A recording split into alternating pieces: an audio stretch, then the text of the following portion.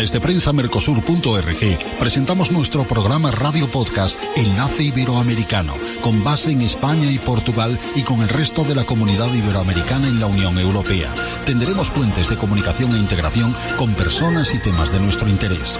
Radio Mercosur y su Enlace Iberoamericano, presentado desde España por Javier Pertierra, se emitirá los jueves en vivo y en directo. Enlace Iberoamericano, que comenzará a las 13 horas en Brasil, Argentina y Uruguay, 12 horas de Bolivia, Paraguay, Chile, Cuba y Venezuela, 11 horas de Colombia, Ecuador y Perú, 10 horas de México y Centroamérica, 18 horas de España. Escucha Enlace Iberoamericano en la radio y podcast Mercosur de www.prensamercosur.org. Bienvenidos, querida audiencia. Hoy, en esta nueva entrega de Enlace Iberoamericano de Prensa y Radio Mercosur.org, tenemos el gran privilegio, sinceramente, de conversar de nuevo con una auténtica voz histórica de la radio, de la televisión y del periodismo en general, incluso cultural y musical, me atrevería a poner esos acentos. Don Miguel de los Santos es un escritor y periodista, también un gran locutor, como verán, y maestro de varias generaciones de comunicadores. Bueno, pues don Miguel ha presentado un libro, y por eso digo que ya hemos hablado allí y lo hemos publicado la referencia estas semanas pasadas en Madrid, un libro extraordinario que se titula, como no, y que lo tengo aquí en mis manos, Retratos en la otra orilla, por la editorial Pie de Página, que me parece un libro con cariño realizado y que es un poco, como él señala, el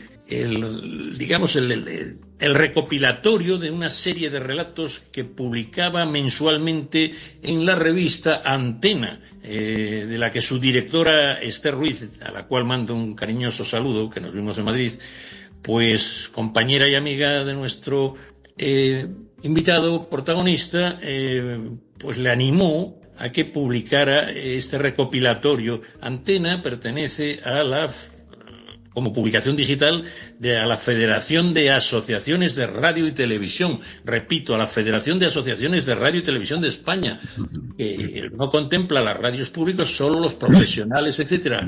Nuestro invitado probablemente nos lo resuma mejor, pero este recopilatorio en primera persona maravilloso a mí me ha subyugado, porque yo, que soy un gran admirador de él como pionero y vanguardia, ya tiene bastante juventud acumulada, incluso me supera a mí, imagínense. Bueno, yo todavía soy me dijeron un senior, o sea que respetable, querido don Miguel, pero usted fue relanzado en ese recopilatorio por también Juan Ignacio Ocaña, que es presidente de esa Federación de Asociaciones de Radio y Televisión, que hasta ha sugerido que deberíamos, y usted también, don Miguel y Esther, tener una réplica, una confederación, una ampliación para el mundo iberoamericano, ¿no? Fíjese usted que fue también y es vicepresidente de honor de la Federación de Asociaciones de Radio y Televisión.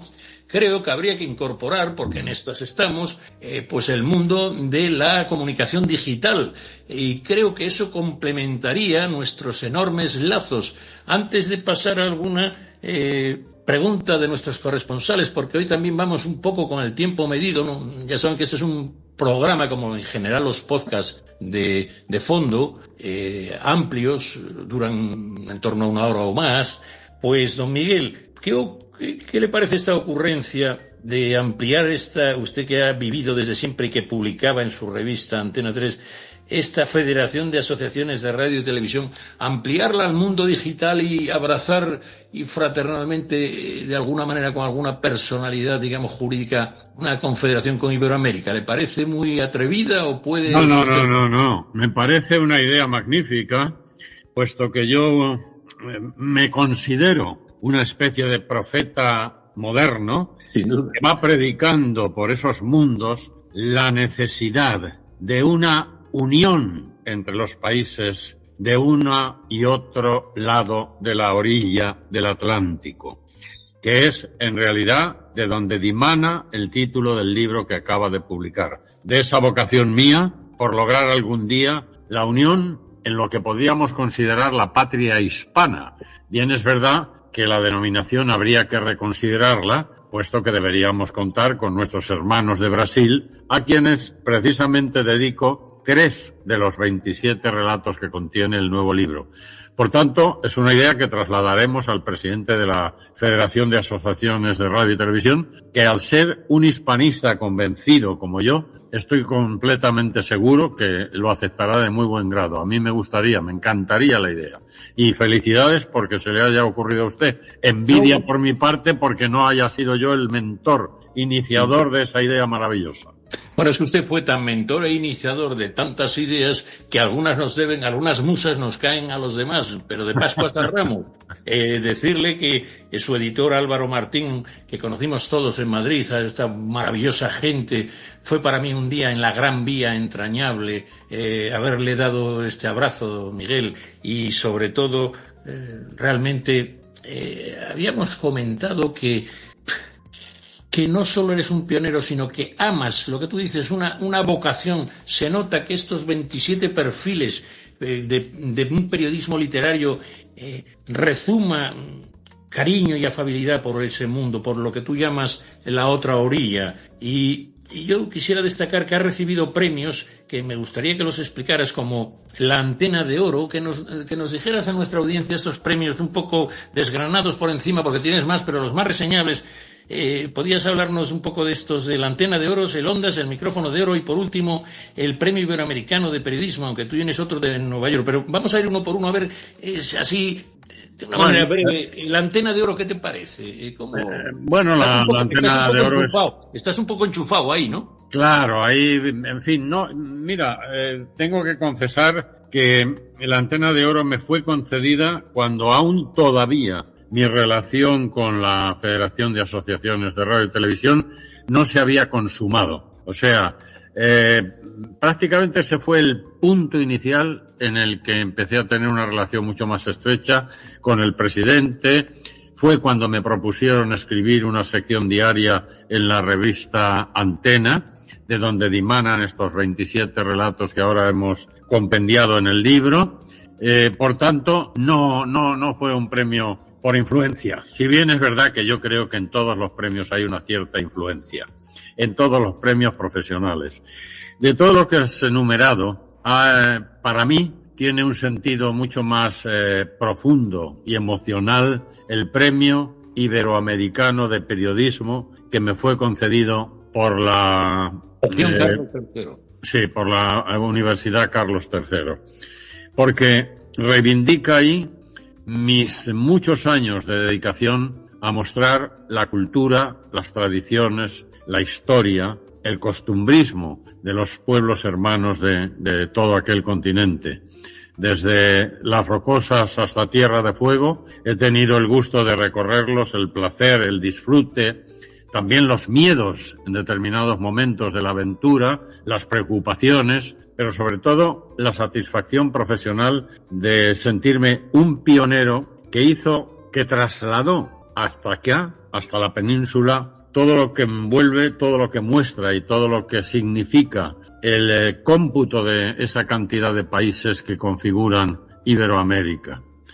Desde ese punto de vista, cuando recibí este premio, que es uno de los más recientes que he recibido, por cierto, sentí que había llegado a la cumbre del Himalaya en este oficio del periodismo, que había hecho cumbre definitivamente. Es posiblemente el que más me ha llegado al corazón. Por otra parte, pues ahí no figura el Premio Nacional de Radio, que me fue concedido en el año 1971, y hago referencia a él no por presunción ni mucho menos, sino porque es un premio que actualmente no figura entre los reconocimientos que concede el mundo de la cultura y del arte aquí en España. Es un premio que dejó de darse, curiosamente, hace unos cuantos años, y por tanto me siento depositario de uno de los pocos poseedores de tal distinción. De manera que el Premio Iberoamericano de Periodismo y el Premio Nacional de Radio, junto con la Antena de Oro de Radio, son los 3 reconocimientos más importantes. Aparte el Premio Ondas y, en fin, algunas que otras cosas que conservo ahí en las vitrinas. Pero bueno, te agradezco el la mención a estos reconocimientos profesionales, querido Javier, como te agradecí tu presencia en la presentación del libro Retratos en la otra orilla. Me satisfizo mucho verte allí porque para mí era fundamental la presencia de quienes lleváis la palabra y la actualidad de la península hacia esos otros países queridos, tan visitados y tan reconocidos por mí. Así es, pues con pie de página esta maravillosa editorial tiene otra obra, Flor de Avispa, que la prólogó Sergio Ramírez, el Premio Cervantes 2017, que se considera muy buen amigo. Flor de Avispa, que es un libro que hemos ya analizado, pero es también quisiera reseñar que usted tuvo uno de la primera obra de no ficción en Relatos de mi memoria, y ahora Retratos en la otra orilla son su primera y última obra, con una obra de ficción como El fabuloso mundo de Mateo Benavides y Cabalgando sobre un caballo de cartón. Por lo tanto, ya tiene usted obras de no ficción, repito, Relatos de mi memoria y Retratos en la otra orilla. ¿Puede comentarnos, en este caso, los nexos o las conexiones que podría haber en esas obras de no ficción? En las obras de no ficción, es decir, Relatos de mi memoria y Retratos en la otra orilla, hay una conexión periodístico-profesional y al mismo tiempo sentimental. El primero de ellos, el libro de relatos, en él desgrano paso a paso la evolución de los dos medios fundamentales a los que he dedicado mi vida de periodista, que son la radio y televisión por ese mismo orden. Me presento ahí como un testigo, desde ese punto de vista impagable, del nacimiento de ambos medios en España, porque hay que tener en cuenta que yo nací en el 36 y la radio en 1936, cumplo este año exactamente los 90, y la radio cobró carta de naturaleza aquí en España en el año 1924. Quiere decirse que la radio en España, como tal medio de comunicación, solo me aventaja en 14 años. Por tanto, me siento un testigo privilegiado de la evolución del medio y así lo recuerdo en los distintos relatos que cronológicamente he ido derramando en ese primer libro periodístico que escribí. Y luego, en cuanto a la televisión, yo ya estaba plenamente dedicado como profesional al medio radiofónico cuando en 1956 se abre la primera emisora de televisión aquí en España, la televisión pública, Televisión Española, y a ella le dediqué más de 30 años también de mi vida. Para ella hice los primeros trabajos en Hispanoamérica, entre otras muchas presentaciones de concursos, programas, retransmisiones, cobertura de acontecimientos en aquellos años de la dictadura en España, obviamente acontecimientos todos ellos sociales y culturales, hasta que llegó ya la apertura y la transición y pude dedicarme a otras cosas, ¿no? A otros temas. Ese es el primer libro que publiqué. Y ese fue el libro que recuperó en mi alma y en mis sentidos lo que siempre fue mi verdadera vocación. Yo nací con una vocación intrínseca de escritor, pero ocurrió que cuando llegué a la adolescencia no encontraba el hueco por donde introducirme y poder desarrollar esa vocación, hasta que alguien me habló del periodismo y dije, esta es la mía. De manera que yo llegué al periodismo pensando en que algún día podría dedicarme a la literatura. Lo que ocurre es que la diosa Fortuna, como todos sabemos, es caprichosa y me amparó de tal manera que mi carrera periodística me tuvo de un lado para otro, cubriendo eventos, haciendo programas, escribiendo guiones, en fin, me tuvo tan ocupado que nunca pude dedicarme directamente a la narrativa, a la literatura, en definitiva, hasta que me jubilé de alguna manera de los medios de comunicación y entonces pensé que los años que me quedaran de vida, que ya van siendo bastantes, debía dedicarlos a esa vocación, a cumplir esa vocación. Así nacen luego las 3 novelas consecutivas que publico, que fueron, pues efectivamente, El fabuloso mundo de Mateo Benavides, que es una gran novela de 700 y pico páginas, dividida en 2 grandes partes. La primera se desarrolla íntegramente en España y la segunda es un viaje fantástico que el protagonista se permite hacer durante un año sabático recorriendo todo el continente americano.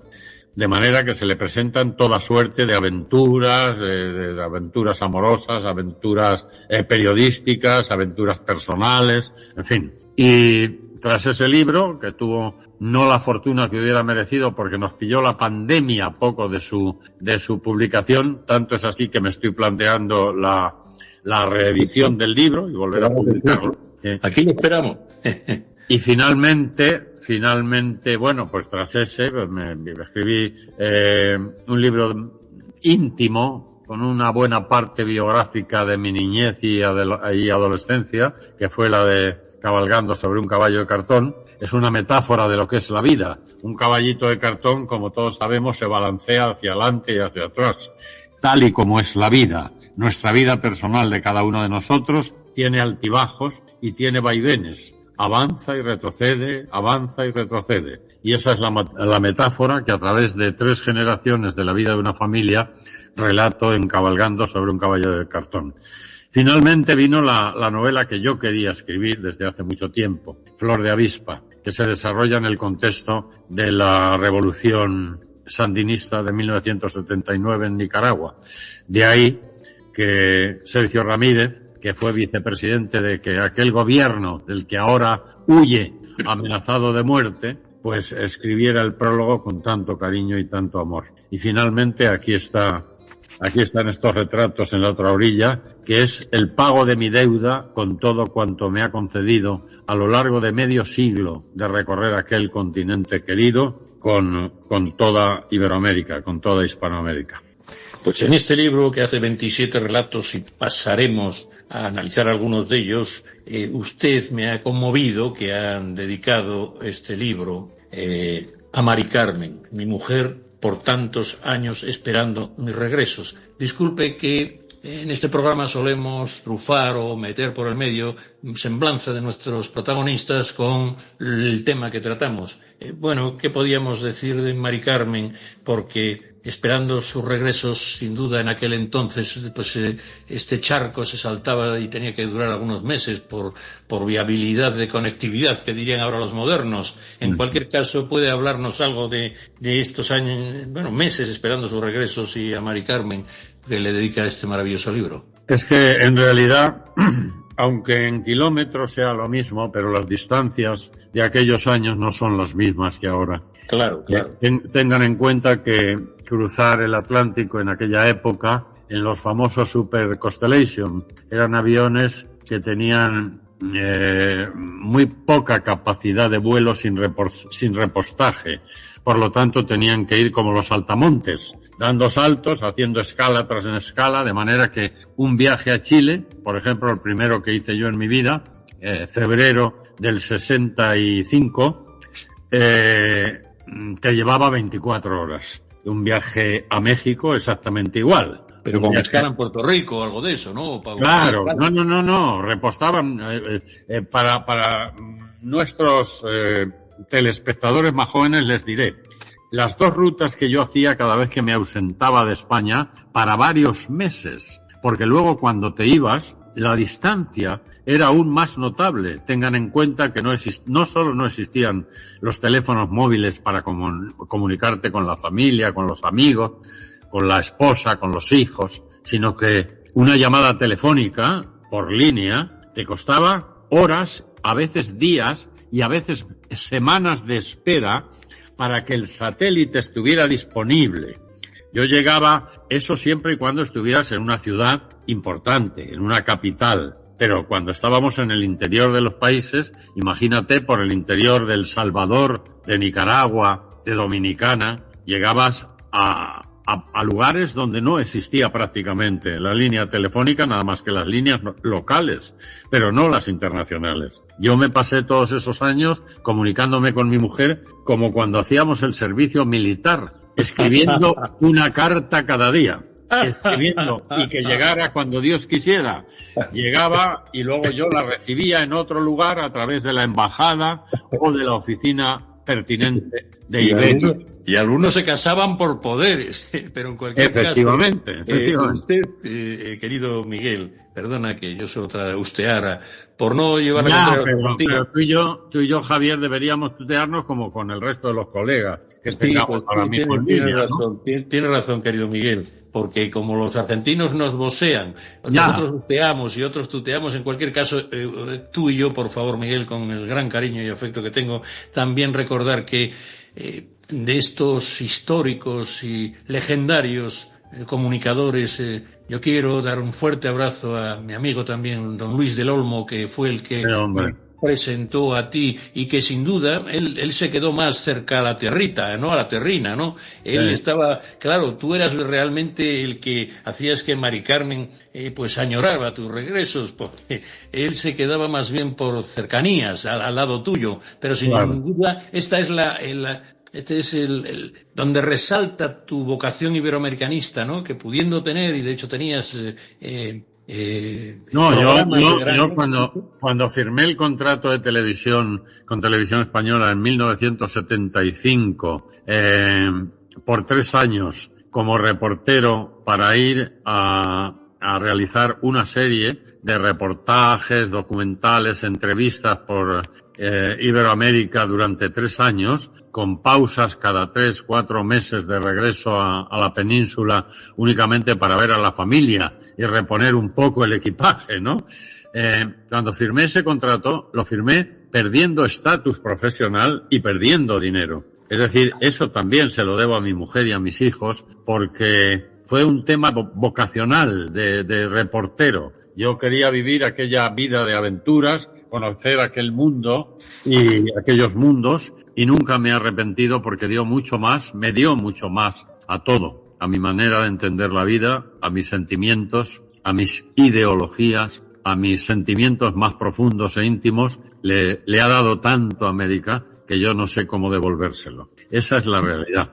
Pero usted lo pone al fin en agradecimientos al final, una pequeña media página donde ahora que estáis ausentes, y dice que usted quiso, por un lado, además de agradecer a esta gente, pues a vosotros, hermanos compatriotas de la que un día fuera llamada la Nueva España, que componéis el álbum incompleto de estos retratos, deseo mostraros no solo mi gratitud por estos momentos inolvidables, con que resumo la mirada de mi vida por estas queridas tierras, sino también por el legado cultural y artístico que nos dejasteis. Usted ahí no solo abraza, obviamente, a las personas que hace sus relatos, sino a estos compatriotas que llamas, querido Miguel, y quieres guardar la ausencia de todos aquellos que dices que nunca mueren, que solo se ausentan. Porque, en fin, es un homenaje porque repasando la nómina de personajes que desfilan por el libro, de los 20 personajes, apenas un par de ellos quedan vivos, ¿no? Por eso voy a leer yo los 4 últimos renglones de ese pequeño texto que tú has iniciado, querido Javier. Por favor. Digo ahí, terminando, ahora que casi todos estáis ausentes, eso es lo que mantiene viva vuestra presencia entre nosotros, porque el artista, el músico, el escritor y el poeta nunca mueren, solo se ausentan. Y esta es la intención del libro, guardar su ausencia. Ese es el cierre.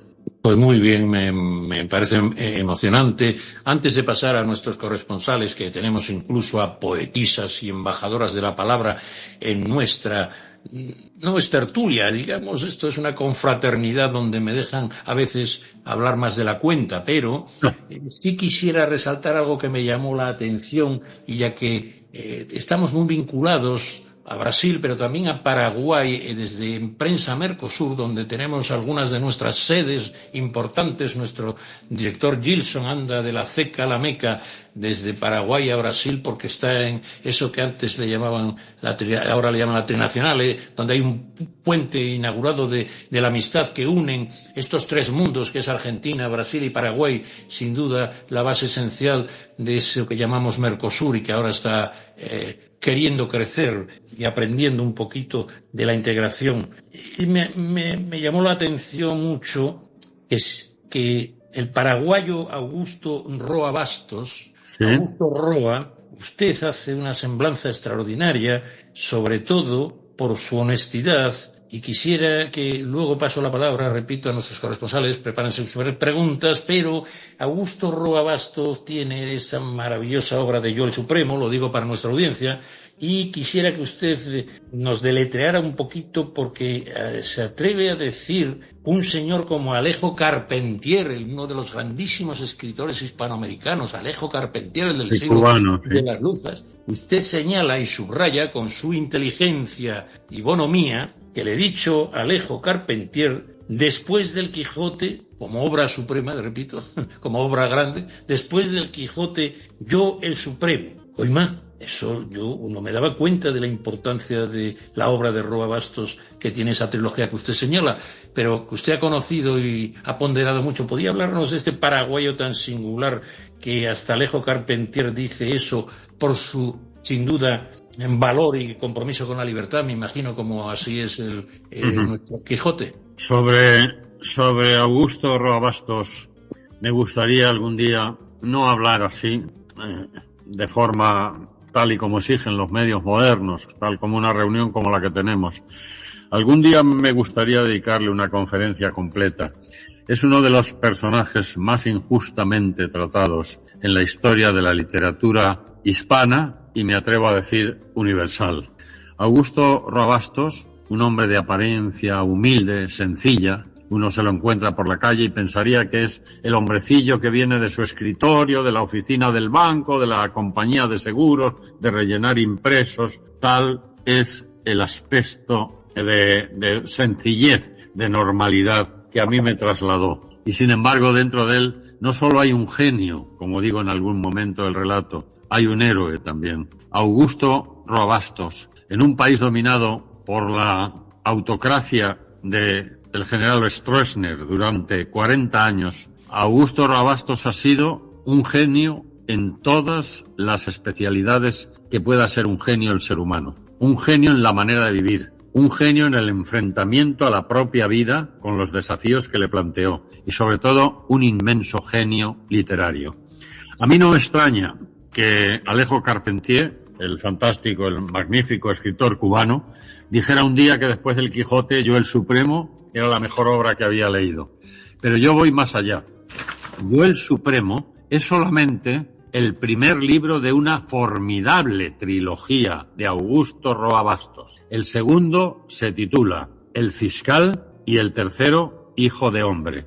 Quien lea esos tres libros entenderá la opinión de Alejo Carpentier. Son tres joyas literarias inconmensurables. En ellas relata a través de tres enfoques completamente diferentes lo que fue, lo cruenta, lo sangrienta, lo inhóspita y lo dolorosa que fue la famosa guerra del Chaco entre Bolivia y el Paraguay, a la que el propio Roa Bastos estuvo comprometido activamente, pero al tener solo 16 años se tuvo que conformar no con empuñar un arma, sino con ser lo que llamaban aguadores, los chavalillos que llevaban a los soldados en las trincheras el agua para refrescarse. Desde ese momento empieza su compromiso.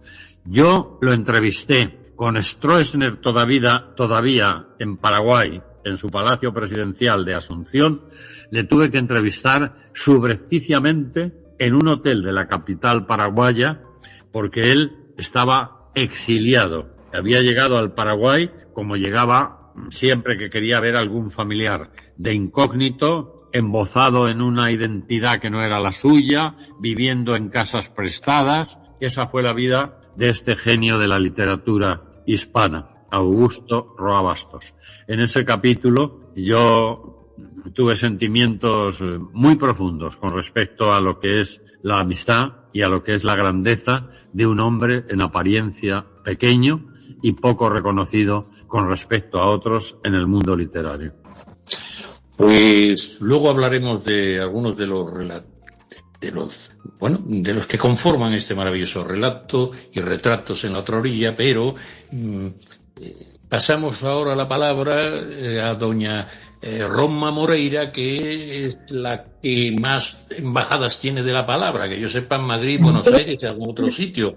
Entonces, sin entrar más ya en disquisiciones, usted que es poetisa de natural y que mira el Pacífico con una, llamémosle, añoranza de Atlántico también, porque en usted se unen ambos océanos, dígame, doñita Roma, ¿qué podemos platicar? Bueno, buenos días. Aquí son las 11:33 de la mañana, así que es un gusto estar aquí. Bienvenido al señor Miguel de los Santos. Y muchas gracias, ponerle, voy a darle hacerle una pregunta rimando, ¿no? Para un poco entrar en esta belleza de que somos escritores. Bueno, también soy escritora y soy poeta. Y me encantaría, antes de hacerle esta pregunta, poder leer en algún momento Cabalgando sobre un caballo de cartón. Me encantó esa historia, así que espero poder tener el privilegio de alguna vez poderlo leer. Y aquí va mi pregunta. Si el periodismo de antes era algo elegante, ¿qué nos faltaría ahora que es más tajante? Lo dije en rima con mucha estima. Bienvenido otra vez y muchísimas gracias. Esa es mi pregunta. Una pregunta que me encantaría tener la capacidad de repentización poética que usted tiene, Romna, pero soy incapaz de improvisar de esa manera. De manera que le diré en prosa que la diferencia del periodismo de entonces al periodismo de ahora es que, como bien dijo alguien, no recuerdo quién, pero seguramente usted habrá oído la cita más de una vez, la tecnología y el progreso mataron el alma del poeta. A mí me parece que esto que hoy, de lo que nos estamos beneficiando, de poder hablar en tan lejanos lugares del mundo, a un lado y otro, en ambas orillas del Atlántico, hubiera sido imposible en aquellos años que yo relato en el libro, por supuesto, porque no existía la tecnología. Es una de las grandes ventajas que tienen los periodistas de hoy, los periodistas jóvenes, los comunicadores. Sin embargo, esa ventaja les resta capacidad de ilusión, la emoción del riesgo, de la aventura. Yo lo resumo con una frase muy concreta. Antes, el periodista íbamos en busca de la noticia. Ahora, la noticia acude en busca del periodista. Llega inmediatamente. Llega antes la noticia que el periodista. Antes, llegábamos casi antes, por delante el periodista que la noticia. Es decir, yo creo que mi encuentro con don Pablo Neruda en 1969, en aquel mitin del Partido Comunista que se celebraba en el Paseo Central de Valparaíso a primerísima hora de la mañana, con el himno de la Internacional sonando a todo volumen, con las 1000 banderas del Partido Comunista en sus revuelos rojos, con la hoz y el martillo. Para un periodista joven como yo, jovencito, que llegaba de una dictadura como era entonces la dictadura española, la dictadura del general Franco, era vivir un mundo de sorpresa irreal, era vivir como encima de una hoguera que echaba fuego por todas partes. Por tanto, hay una diferencia abismal entre el periodismo de ayer y el periodismo de hoy. Le diré una anécdota, a ver si soy capaz de resumirla brevemente. Igual que le acabo de contar a Javier hace un momento cómo me las veía y me las deseaba para que mi mujer pudiera tener noticias mías con cierta frecuencia, escribiéndole misivas cada día de allá donde me encontrara, y que ella me remitía en sus respuestas a las embajadas de los países donde yo presuntamente iba a aparecer a continuación. Como contraste, ya en el siglo que nos encontramos, en el siglo XXI, fui a realizar a aquellas tierras el último trabajo que quise dedicarle al poeta, a Pablo Neruda. Escribí un guión para dirigirlo yo mismo, como así fue, titulado Neruda aún existe. Esto era a principios, yo creo que debió... ¿Algunos recordáis, de los que estáis conectados en la red, en qué año fue el último terremoto de Chile importante? Porque justo el día antes de salir se produjo el terremoto, el día antes en que regresaba yo con el equipo de rodaje de Santiago de Chile. Y ya nos quedamos y tenemos filmadas unas imágenes impresionantes de lo que sucedió allí en Santiago y también en Valparaíso, que es donde estuvo el epicentro del terremoto. Si alguien lo recuerda, que lo diga, porque es el año que me estoy refiriendo. Bueno, pues ese año yo me fui a Santiago, me fui a Chile y estuvimos rodando algunas cosas en Santiago, luego nos trasladamos a Isla Negra para hacer algunas tomas de la Casa del Poeta. Hicimos una encuesta entre los vecinos de... Si me permite, querido Miguel, si me permites, por centrar la idea, es el terremoto de 1960, creo que sería esto el más grande registrado con una magnitud... No. Bueno. Yo hablo ya el último, el que fue en 2010. Puede ser 2010. Claro. Sí, creo que fue el 2010. Bueno, pues fuimos allí a rodar este documental y aprovechando ya el viaje, se me puso de mano la posibilidad de filmar un ritual antiguo de las etnias más remotas del sur de Chile, de la zona de Chiloé, es la región de los lagos. Si alguno habéis estado por esa parte, la recordaréis perfectamente. Y bueno, nos trasladamos allí a través con apoyo del Ministerio de Cultura chileno, nos echó una mano, conseguimos reunir a una serie de gentes en un poblado donde todavía se conservaban las costumbres ancestrales, etcétera. Preparamos allí una ceremonia de las ceremonias precolombinas de aquella región del mundo, ¿no? Y conseguimos situar la escena pues como una reproducción exacta de aquellos momentos, con su vestuario, sus instrumentos indígenas, las hogueras, el preparatorio de la comida, en fin, todo listo, las cámaras preparadas, el sonido listo, y en el momento en que yo doy instrucciones para que se inicie el rodaje, cámaras, sonido, acción, en ese mismo instante empieza a sonar mi teléfono móvil. Me reventó la escena. Acudí al móvil, lo agarré. ¿Quién es? ¿Y qué oí del otro lado? La voz de mi mujer, que simplemente se limitó a decirme: ¿dónde dejaste las llaves del coche? Esto demuestra la diferencia entre ambos mundos que yo he vivido del periodismo. Los años de la carta escrita para comunicarnos, cuando mi mujer no sabía en qué rincón del mundo me encontraba, en qué parte exacta, ni cómo estaba, y luego la inmediatez del teléfono móvil. Querida Rosna, esa es la diferencia entre el periodismo de antes y el periodismo de ahora. Exactamente. Muchísimas gracias. Eso. Gracias. ¿Algo más? Sí, pues mucho más, porque don Roberto Ceballos, donde hacen su nido las olas del mar, y algunos amigos míos que tenemos ciudades hermanadas, Veracruz. Don Roberto, está usted de viaje por lo que veo, pero siempre atento, y tiene una lechuza detrás ahí, ese es lo de la sabiduría, es el cuadro de la sabiduría.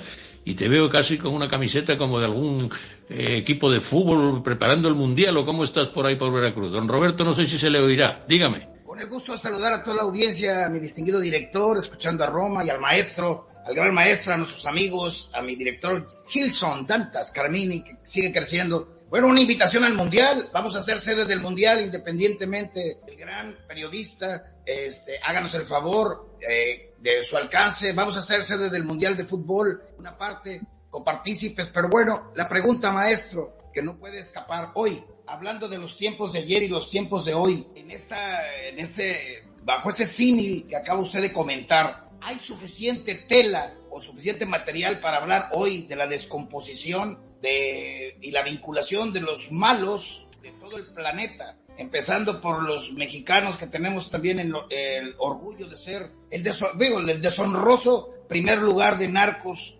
hermanados con los grandes brothers de Colombia, de Brasil y de todas partes que se han hermanado en la maldad, incluso sin pasar por alto los españoles, que también tienen lo suyo y lo propio. ¿Hay buena tela para cortar para una buena novela, maestro? Algo que usted, con su sapiencia y con su experiencia, haya visto esta descomposición a través de los años.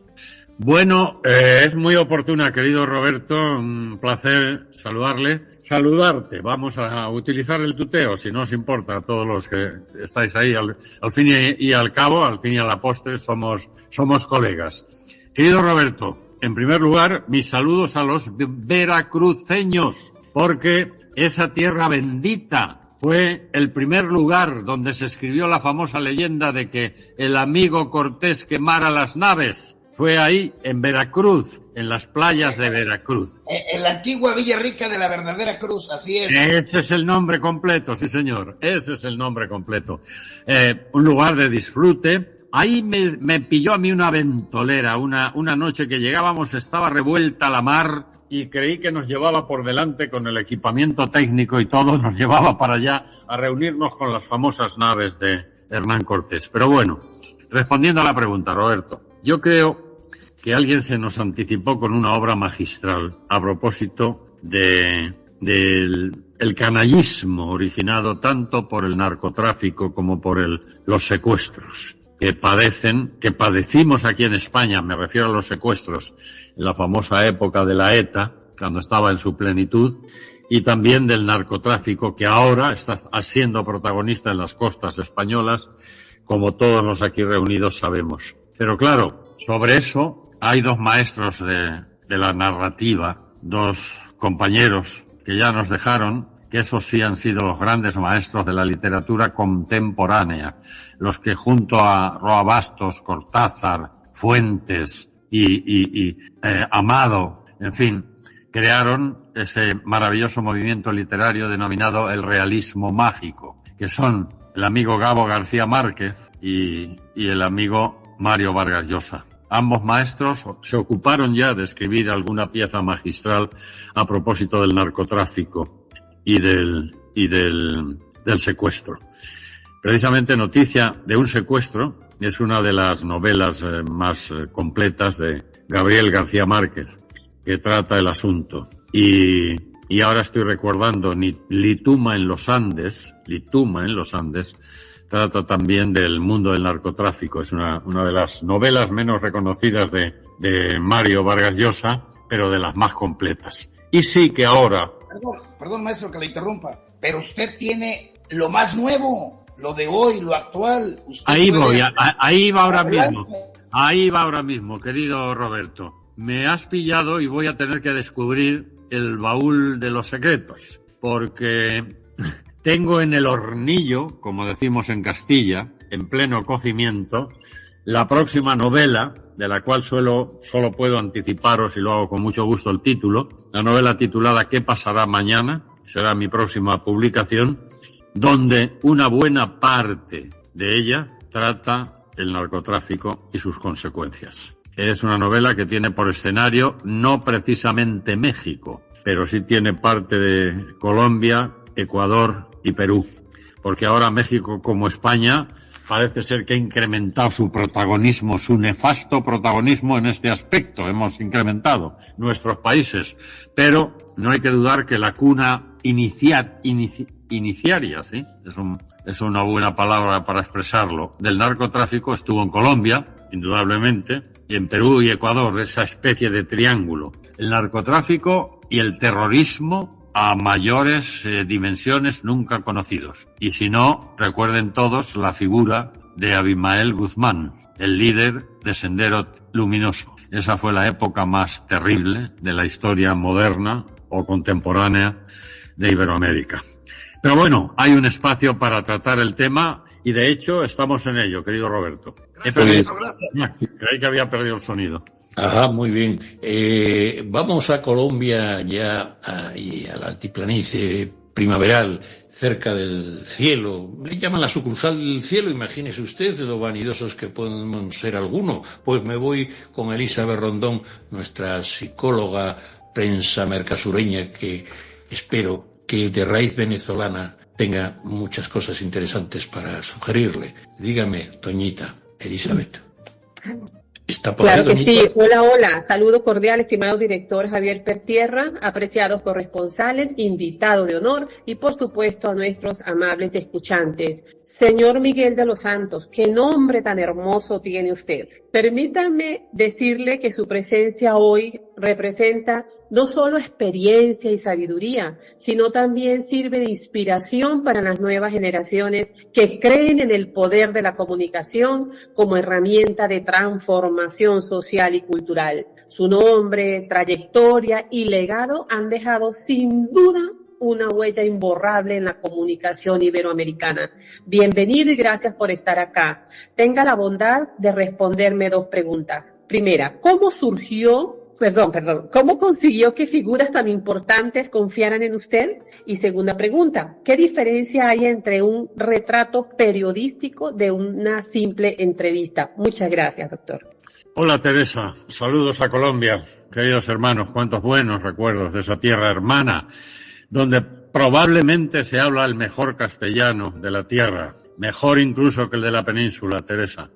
Aún recuerdo la sorpresa que me llevé en una tasquita de allí cerca en el barrio de la Candelaria, hace unos años, en esa preciosidad de barrio que tenéis en Bogotá, cómo me llevé la gran sorpresa cuando una señora mesera, como dicen por allá, una camarera, como decimos acá, después de traerme la cuenta de un sabroso almuerzo que había degustado allí, se acercó a mí y me dijo, ¿se le ofrece algo más a su merced? Ese es el castellano antiguo, el castellano de Castilla, de la reina Isabel I, del Cid Campeador. ¡Qué maravilla! Bueno, vayamos ahora con las respuestas a las preguntas. ¿Cómo consigue uno que le atienda a un personaje relevante? Yo creo que he tenido la fortuna, ahora ya viejecito y así como me ven, voy a cumplir los 90 años, pero yo he tenido siempre una cierta ventaja sobre algunos colegas. Daba una imagen de confianza, casi de ingenuidad, y eso me ayudó mucho. En el primer relato que presento en el libro, cuento mi encuentro con Pablo Neruda. Fue un momento difícil, muy difícil. Yo acababa de llegar a la costa pacífica de Chile,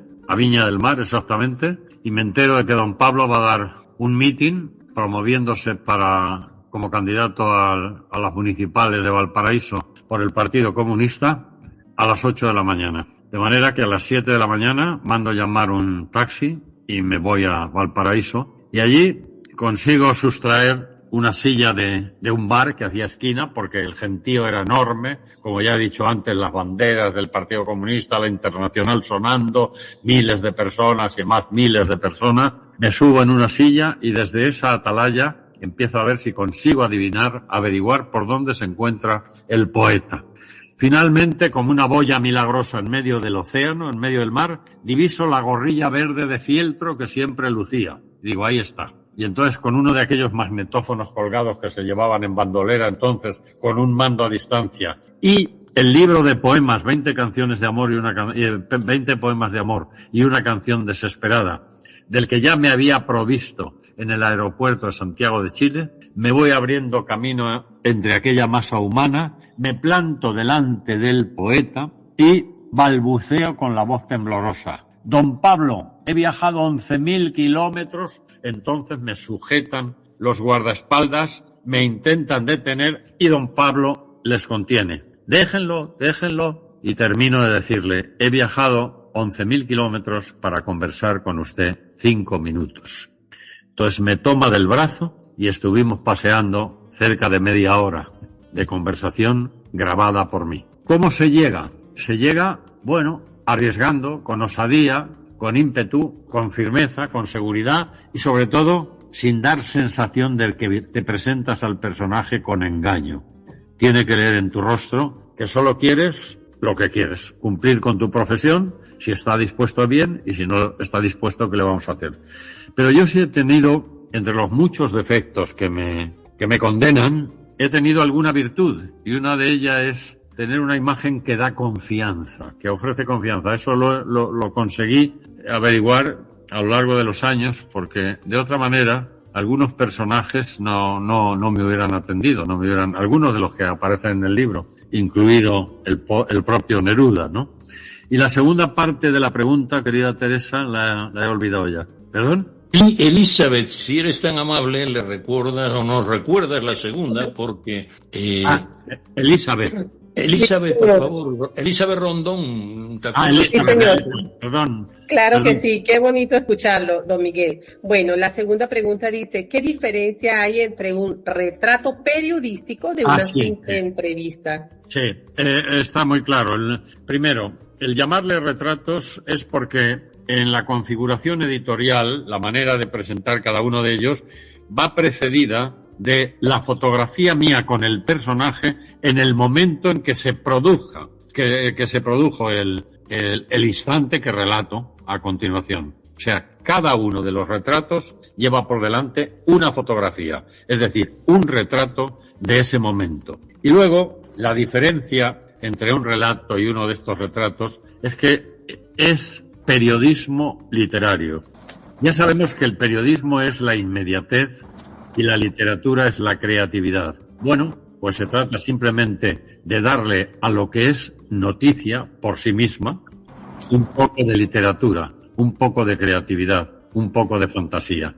No conformarte con el pensamiento del personaje entrevistado, sino relatar el entorno, las sensaciones que el propio periodista está experimentando en ese momento ante él, describir el paisaje si lo hubiera, o el lugar, los gestos, lo que en definitiva se llama literatura. Por tanto, la diferencia que hay entre este libro mío y el primero era puro periodismo, donde relataba de manera periodística y concreta pues el devenir de la radio y la televisión en España y algunos de los momentos que yo viví a lo largo de esos años.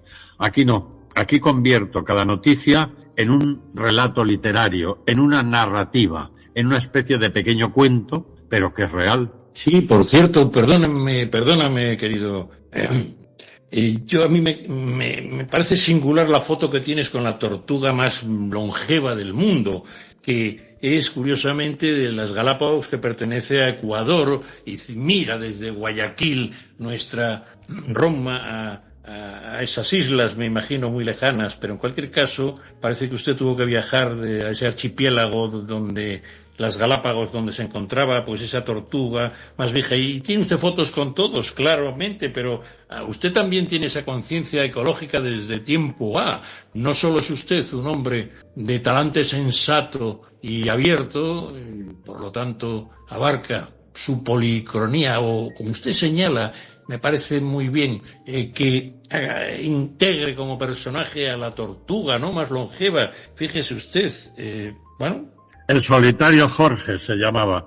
Sí, era el quelonio más viejo del mundo. Es la tortuga que más ha vivido en la historia de los quelonios. Yo fui en busca de ese personaje a las Galápagos sabiendo que no podría entrevistarlo. Por tanto, esto también es una es una respuesta a la pregunta que acabo de recibir de Elizabeth. Pero para que se dé cuenta nuestra audiencia, la palabra que creo que encaja es calidoscopio. Esa especie de mirada que tiene usted con una estructura de honestidad, y por eso reconoce a Roa Bastos, y a su vez de ingenuidad periodística, pero que es realmente muy vanguardista, ¿no? Y pues tiene usted fotos con Vinícius de Moraes, que a mí me encantaría, y con muchos brasileiros, pero antes de pasar a hablar de esto, si me disculpa, salvo que tenga alguien que levantar la mano virtual o decir algo, voy a pasarlo, porque aunque está un poco pachucho, que decimos aquí,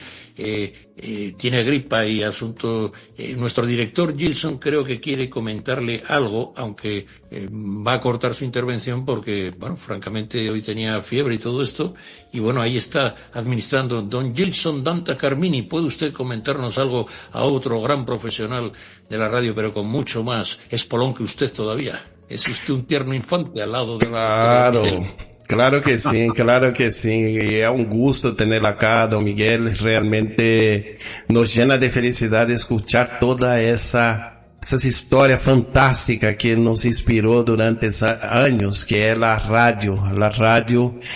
Mucha gente cree que se ha muerto, mucha gente cree que la radio ya no es fundamental en la vida de las personas, pero nosotros que fomos criados en una época donde solo había radio y muy poca televisión, nosotros sabemos la magia que puede generar en la cabeza de las personas y en el corazón también.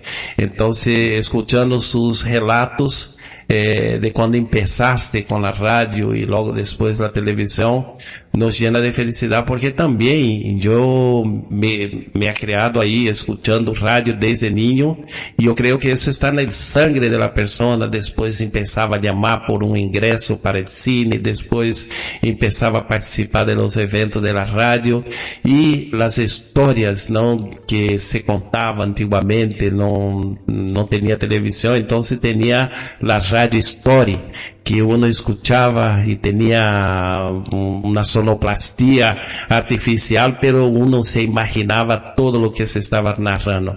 Quería que usted nos comentase esa evolución de la radio, y usted cree que algún día la radio va a perder su papel fundamental en materia de otros medios de comunicación. Nosotros sabemos que Internet superó muchísimas cosas, pero una caída de un satélite ya deja todo mundo sem rádio, e não é a mesma coisa, não? Nos comente isso daí para as pessoas que são que tienen esa mentalidad que quizá no ha tenido la oportunidad de saber lo que es la radio antigua, ¿no? Y no se da la oportunidad de conocer las radios, la radio actual.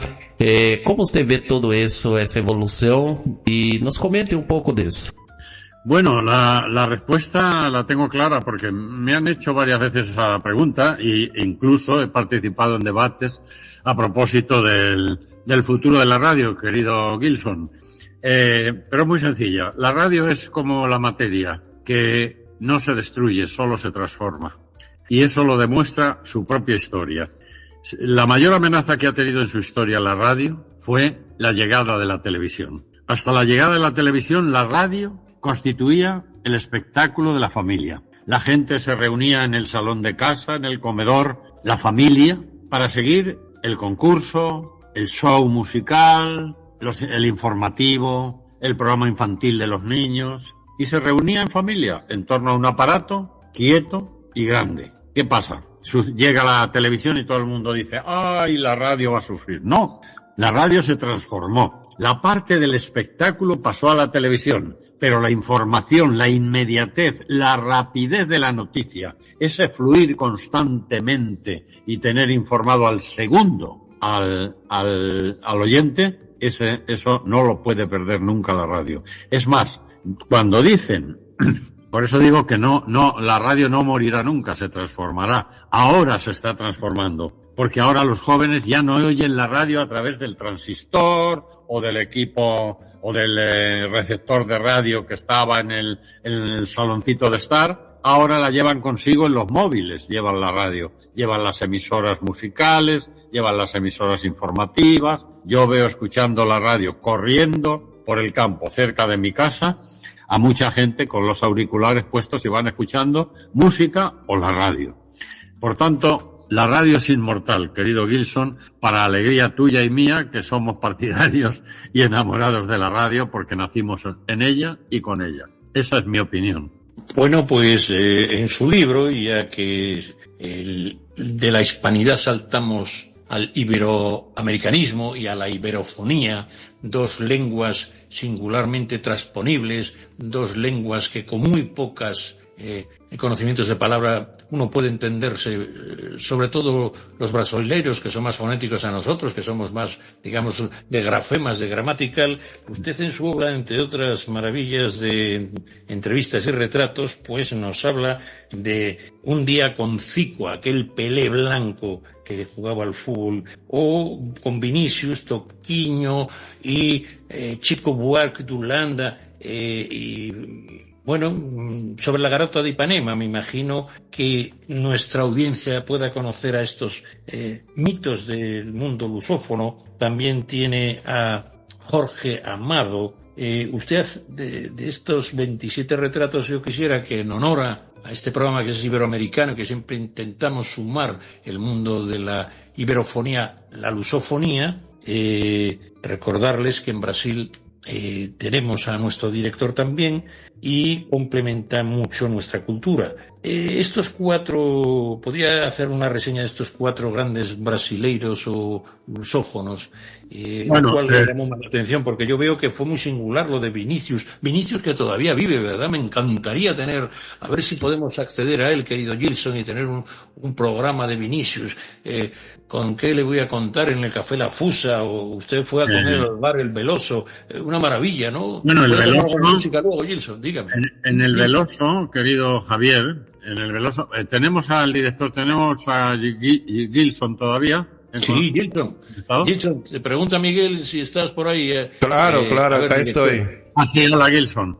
Le decía a Javier que precisamente el Veloso es como se llamaba el actualmente Chica de Ipanema, porque a la puerta del Veloso es donde me cuentan a mi Vinicius de Moraes y Toquiño, que estuvieron los dos. Allí me cuentan cómo nació la Chica de Ipanema.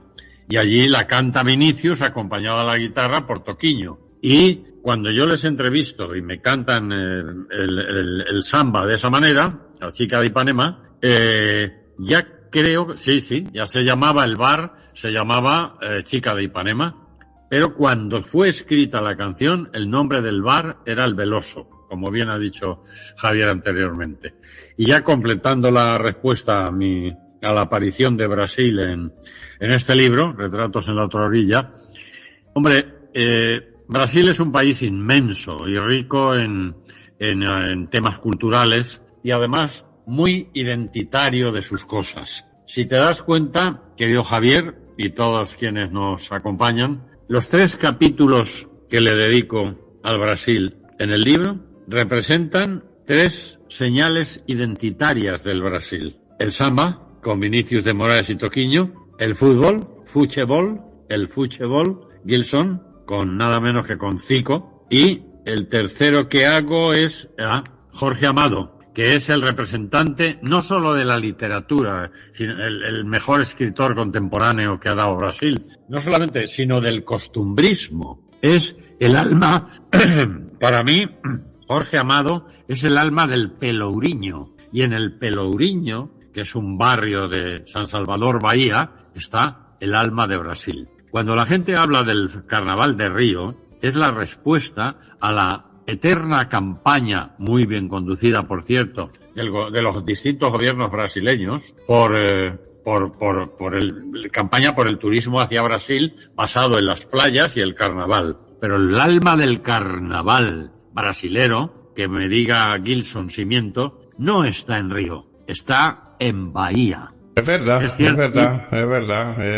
La realidad, Bahía quien pasó un carnaval en la Bahía, las mujeres realmente que pasan carnaval en Bahía sale completamente con otra visión, porque sale embarazada, ¿no? Los hombres tienen mujeres y todo más, entonces ahí está el verdadero carnaval. Es el auténtico. Sí, ahí se hace en la calle el amor. Bossa Nova, oye, hablamos de Bossa Nova también, Toquiño, pero bueno, nada, tú estás por otra tocando con otros asuntos, Miguel de los Santos, qué gran amigo, y ya solo nos queda el corresponsal de Buenos Aires para despedir. Por favor, amigo mío, porque ya... Sí, ya estamos, vamos a hablar un poquito de lo suyo, despedirle después de que usted se... usted no se va, simplemente nos deja volveremos a hablar de sus andanzas por aquí y de lo que usted señale, porque desde esa... No, pero por favor, Javier, pásame con la persona, no quiero dejarle. Si tenías previsto... Correcto, te lo agradezco. Vamos a hablar aquí a don Hernán Sabater ahí, vamos a ver, don Hernán, ¿está usted disponible? Por favor, a ver, don Hernán, sí, que no me falle nada ya, venga. Muy buenas tardes, le mando un afectuoso saludo desde Buenos Aires. A lo largo de su destacada trayectoria en el periodismo y la comunicación en todo este tiempo, usted fue testigo privilegiado de la transición de los medios tradicionales hacia nuestra actual era digital. En la actualidad, en un mundo saturado de información, donde la velocidad muchas veces se antepone sobre la rigurosidad y la veracidad, ¿qué consejo le daría hoy a los jóvenes periodistas y comunicadores que recién comienzan su camino profesional? Bueno, Yo siempre recomiendo lo mismo, querido. En primer lugar, que no me olvide de enviar un cariñoso saludo a todo lo que es La Recoleta, por supuesto, al Café Tortoni, donde he pasado momentos de tertulias inolvidables. En fin, me podría hablar de Buenos Aires y no descansaría nunca, como de todo el país. Mi consejo para los nuevos chicos está muy claro. Hoy día lo tienen más fácil porque la tecnología y el progreso avanzan a pasos agigantados, pero hay algo que nunca podrá suplir ni el progreso ni la tecnología. Es la pasión. No hace mucho participé en un debate a propósito de la inteligencia artificial. Todos los argumentos de mi oponente, defensor de la inteligencia artificial, se basaban en la facilidad para obtener datos, para informarse, para documentarse, en el ahorro de tiempo y trabajo, pero al mismo tiempo estaba denunciando las carencias humanas que tiene. Ahorrar tiempo y trabajo, ¿para qué? Para trabajar más y para llenar más tiempo en trabajar, porque los tiempos de las horas que yo le eché al diálogo en los países de Hispanoamérica en aquellos años, en la sociedad actual se han perdido por completo. Todo el mundo tiene prisa, todo el mundo mira el reloj. La inteligencia artificial es una buena herramienta complementaria de lo fundamental que debe tener un periodista, que es pasión y valor. Y si quiere una tercera, constancia para no desfallecer nunca ante las dificultades que le va a presentar este oficio, un día sí y otro también. Ténganlo en cuenta. Pasión, confianza y valor. Pues nada más que eso, queridos. Pues ya despedimos con esas frases maravillosas de los jóvenes que quieren servir a las causas que ha servido don Miguel de los Santos. Sin duda, para nosotros, su memoria se hace un abrazo enorme, iberoamericano. Hay instantes como su periodismo literario, donde parece que el tiempo se vuelve como el mito griego circular. Esas miradas que él cruza, con las que él cruza el Atlántico, para recordarnos siempre que compartimos una misma patria, no solo en la garganta, en la voz, en la lengua, sino en todo lo que él nos señala en sus relatos. El Enlace Iberoamericano hoy se ha vestido de gala para despedir ahora mismo en esta edición para mí inolvidable, sinceramente, y él lo sabe, porque nos hemos abrazado con mucho cariño en Madrid.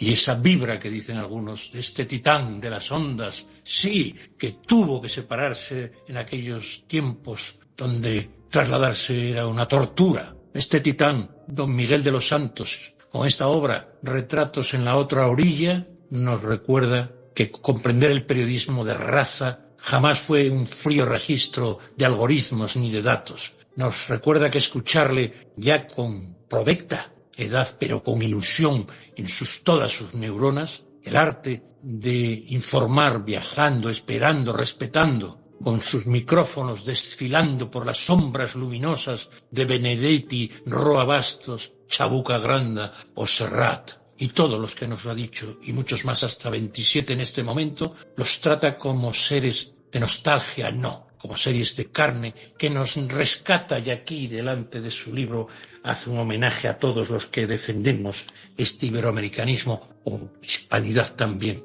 Guarda su ausencia con todos nosotros y nos eleva como informadores que somos. Algún día reconoceremos a esta semilla de lo que va a ser la cultura iberoamericanista en este siglo XXI, llamada a emerger con una potencia sin igual. Nuestro cronista, que a sus casi 90 años hace y mantiene intacta la lucidez y hace que nosotros seamos más conscientes del pulso que él echó al transatlántico y que inició en 1969 aproximadamente, pues bueno, paseó junto a Pablo Neruda. Y al cerrar ahora este programa, me es imposible no conmoverme con la dedicatoria del libro. Repito, a Mari Carmen, mi mujer, por tantos años esperando mis regresos. Ese era el tributo que él pagaba para esta semilla que yo soy un humilde fruto de lo que él, cuando yo era un crío, me dio a conocer. Y íntimamente para mí, ver su trayectoria y poder tener el privilegio de hacer este programa, me considero un argonauta ya de los podcasts. soy un humilde navegante que soñé entrar en el barco de Miguel de los Santos. Pues muchas gracias, Javier. Muchas gracias. Me despido, que ambas orillas se unan para siempre como con su mismo puerto, y que el muelle definitivo de América y España y Portugal se abracen a través de su abrazo, sí, porque aquí tengo escrito: el periodismo entre orillas como un acto de amor. Ha sido muy bien definido. Lo suyo, sin duda, ha sido un acto de amor por esta cultura que tanto nos ha enseñado. Muchas gracias. Solo balanceamos una memoria común, que es la de su honestidad, sabiendo elegir los valores que nos harán inmortales. Hasta siempre, querido Miguel. Hasta pronto, mi Ashanti. Hasta luego, mi amigo. Hasta siempre, Javier. Muchas gracias a todos y buenos días, buenas tardes. Desde prensamercosur.org presentamos nuestro programa Radio Podcast Enlace Iberoamericano, con base en España y Portugal y con el resto de la comunidad iberoamericana en la Unión Europea. Tendremos puentes de comunicación e integración con personas y temas de nuestro interés. Radio Mercosur y su Enlace Iberoamericano, presentado desde España por Javier Pertierra, se emitirá los jueves en vivo y en directo. Enlace Iberoamericano, que comenzará a las 13 horas en Brasil, Argentina y Uruguay, 12 horas de Bolivia, Paraguay, Chile, Cuba y Venezuela, 11 horas de Colombia, Ecuador y Perú, 10 horas de México y Centroamérica, 18 horas de España. Escucha Enlace Iberoamericano en la radio y podcast Mercosur de www.prensamercosur.org.